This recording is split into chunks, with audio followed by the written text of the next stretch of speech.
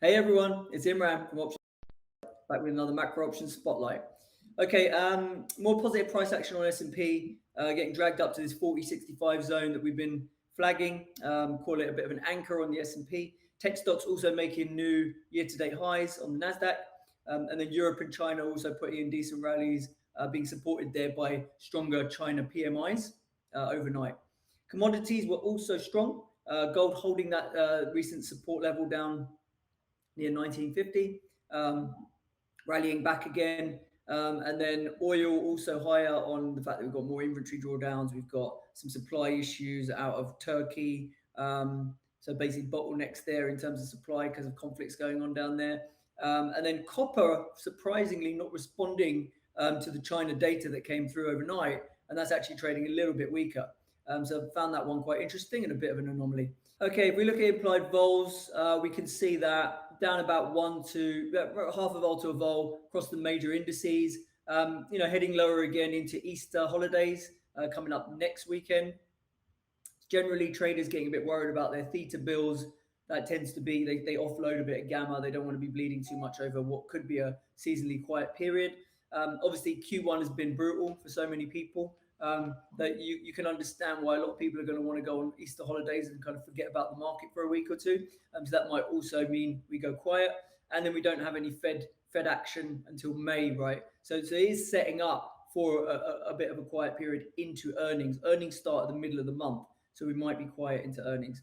JP Morgan collar roll. This 40.65 strike is the call strike that expires today. Obviously, they're going to replace that with a 95.85 put spread, and they're going to sell whichever call they need to. That call generally comes in at around 5% out of the money, which from here is going to be something like the 42.50, 4300 area. So that's going to be the fresh trade that they put on. That will expire at the end of June, and what that will do is to apply a load of Vega to the street. The street generally front runs that, which is why vols have been coming down anyway, because whoever's going to win that trade doesn't want to suddenly get long a load of Vega and then have to dump it on the market. So they're selling into that ahead of that.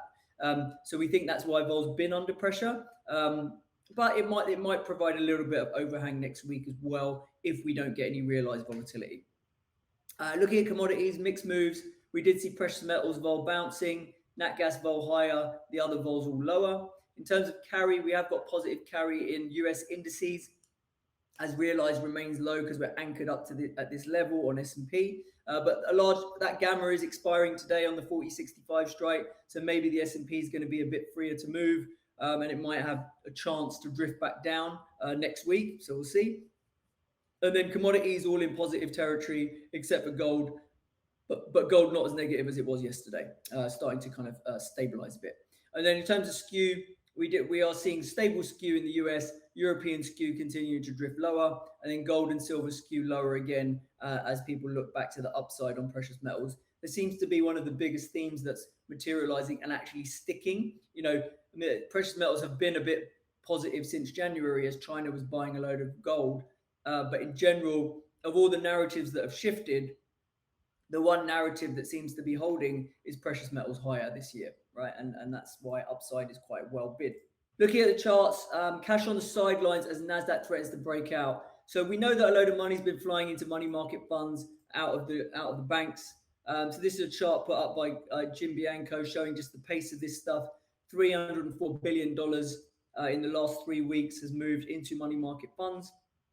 But the point is, that is still fixed income and it is still safe assets that people are parked in.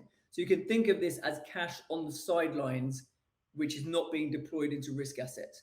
So now, and in the meantime, the Nasdaq has just flipped into a bull market up 20% from its low and broken this 13K area. So it's got very positive seasonals in April. So we see here, this is a seasonality chart, typically dips into March, comes out of it, and then April is usually a pretty positive month. On average, 2.5% rally on Nasdaq. So it's got that tailwind. So there may be room for this to run higher from a technical perspective. We do think if markets do go higher, the driver probably will be big tech, right? We don't think mid caps are going to be the thing to own in the next leg of the rally. Already the Qs versus IWM, so that's the Nasdaq Russell spread, had a massive pop of 15% back up to this key resistance area that's been in place since 2020. And we could see this breaking, right? We could definitely see this level breaking. If the Fed pivot narrative is confirmed in coming months and the data rolls over on the economic front, we could definitely see this thing break higher and the Nasdaq relative to the Russell really going to the moon, right? So something to keep an eye on there. And then looking at the S&P, obviously it's been stuck. It's been grinding its way up to this 4065 area, pretty much where it is today, right now. We did flag this around March OPEX, middle of the month. We did say once this OPEX out of the way, the next thing to look at is this big 4065 area. And we saw a few reasons why the market could go up into that zone and realize could collapse. We've definitely seen that. We've seen the VIX get destroyed. So in a matter of 1 week, from last Friday, the VIX is down about 6 points from 25 to 19. Absolutely hammered. Obviously, our subs, our paid subs will know all about how we've been playing VIX downside recently. We are thinking it's probably prudent to take some profit on some of those positions. Now, we've got this large expiry today.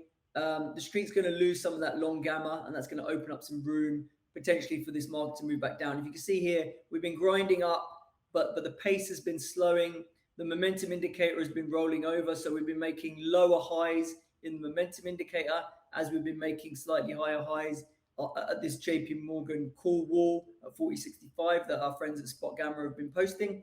So we do think there's room for a pullback. Doesn't need to be sinister, but a pullback back towards 4,000 or even below. 4,000 might be a bit of an acceleration zone as Gamma flips and things like that. So we might be able to pull back into that 39 to 39.50 area over the next week or two before earnings. We do think earnings, people are going to look at earnings and think about guidance and what the impact of these recent developments in the banking sector and the ability for the companies to kind of raise financing and things like that might not be great for guidance.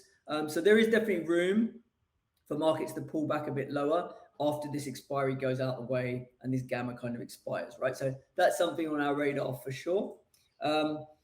Looking at the dashboard, it's saying buy puts. I don't always blindly follow what the strategy compass tells me. Why wouldn't I buy puts right now? Because we're heading into Easter. So the front end of the vol does look low, but it's because it's pricing in a potential quiet period. And so even though the vol carry looks like kind of neutral, it could turn up quite a lot, that vol carry, and you could bleed out half of your premium if you go just for outright puts, I believe, over the next week. So if we've got a view that over the next 2 to 3 weeks into earnings, we're going to see some weakness in the market potentially, but we don't have super high conviction over the next week, how do we manage that? Now, the skew is still at 5 vols. Now, it's pulled back a lot. I mean, it got to 8 or whatever. It's pulled back, but it's still elevated relative to where it's been sort of back end of last year. So we're thinking a kind of a more neutral Vega structure that's maybe short a little bit of skew, doesn't pay too much carry, is kind of where we want to land. So the way we get to that structure is through a put ratio spread. All right, that's it for today. Have a fantastic weekend, and I will see you all next week. Cheers.